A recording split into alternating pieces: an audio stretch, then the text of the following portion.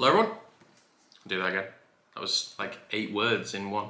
Hello everyone. Welcome back to Whisky Wednesday, or the Sunday portion of Wednesday. And today we are doing more fun stuff with Plantation rum. Literally the best set of anything I've ever bought. So let me roll these out of the way and pull this in. And today we're talking about the Original Dark. Now, I'm honestly unsure if this is still produced that much anymore. They have a product out now called Original Dark Double Aged, which is finished off in some cognac casks, which is something we'll talk about later on with another bottle in this range. From what I can find out about this, it's a 40% aged rum. Not by too much, but aged. The most of it, honestly, words today just fail me. Most of it is 1 to 3 year old Barbados rum. Barbadian? Bardosian? It's from so most of the stock is from Barbados, as you would assume. But within this, there is also some 10 to 15 year old Jamaican rum. This product is coloured. They do state that the only reason they use colouring in it is to differentiate between batches, which I think is a bit odd in itself, because surely if your batches are natural colour, there's already quite differentiation in them.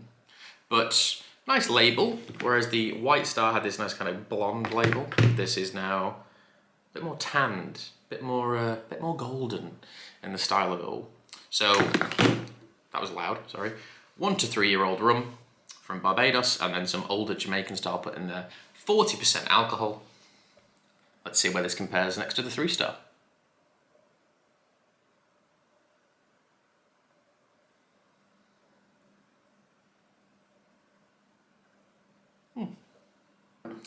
It comes across as a little bit more intense.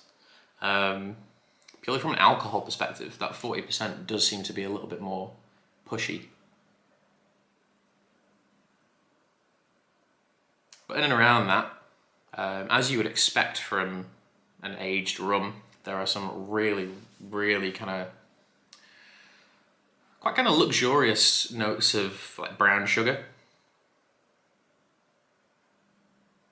There's a slight espresso note to it. And then within it, just kind of loads of like quite delicious caramelized burnt things. So mainly burnt sugars and burnt fruits. There's like a very much a, like, take a chunk of pineapple, smother it in brown sugar, throw it on a barbecue, throw a little bit of rum on it to get that fire going. That is very much what this reminds me of, just in terms of a raw smell. Regarding the percentages as to what percentage is Barbados rum, what percentage is Jamaican, I don't actually know. But it's quite interesting as a style, because that pushiness I'm getting, it does, for me, it smells like alcohol, but if there was a large amount of like 10 to 12 year old Jamaican rum in this, that could be like just part of that funkiness that Jamaican rum has. But chances are, given the price point of this bottle, because a full-size bottle of this in the UK anyway is normally around sort of £22, so it's not expensive. But yeah, quite an interesting nose. Flashes of exotic and quite luxurious, but at the same time affordable in terms of a style, and probably a rum which is catered towards a cocktail market, not necessarily a neat drinking market. But let's try it and see what we think.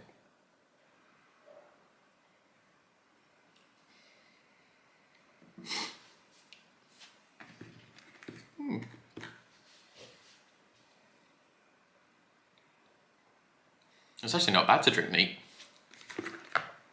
Much like the Writer's Tears bottles that came out on Wednesday.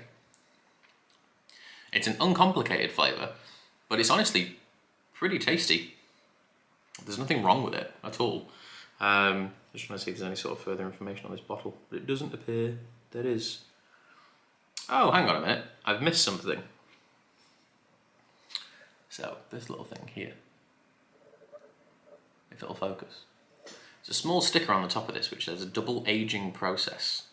Now, I think the one that they have out now, which does say Original Dark Double Aged in quite large letters, it has more of like a brown label.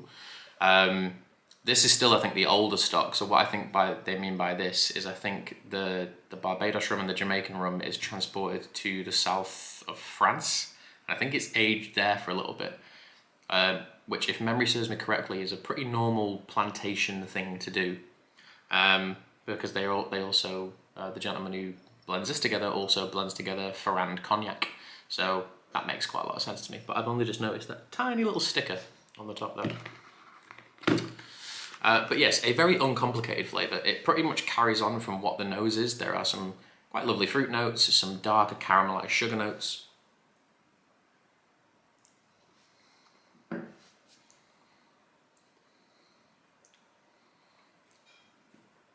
Overall, has a feeling of being nice and sweet, with a pretty short finish to it. The finish actually reminds me a lot of bubblegum. You know, when you get like bubblegum flavoured anything, like bubblegum flavoured sweets, there's a huge hit of that towards the back of it. So for those of you that do have a sweet tooth, by all means check this out. The texture isn't as interesting as the 3-star, and the finish isn't as long either.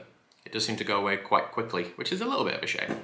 But then again, the full-size bottle's only £20, so you know, they're not trying to blow your mind with a £20 product. They're just trying to, I suppose in a way, create something which fits into quite a specific category. But yeah, of the two, I think I prefer the 3-star. I'd say this as a whole is, for me anyway, just below okay. Like if someone offered me a glass of it or a cocktail with it, I would certainly drink it, but I don't think it's, of the two I've tried in this particular series, I would gravitate towards the white rum, whether that was for neat drinking or for something like a daiquiri. But yeah, thank you all for watching. That has been Plantation Original Dark, and I will see you all next week, where we will be reviewing, hopefully, this thing. The lighting is so bright. The Grand Reserve, which has quite an interesting backstory to it. But yes, we'll see you all next week. Cheers.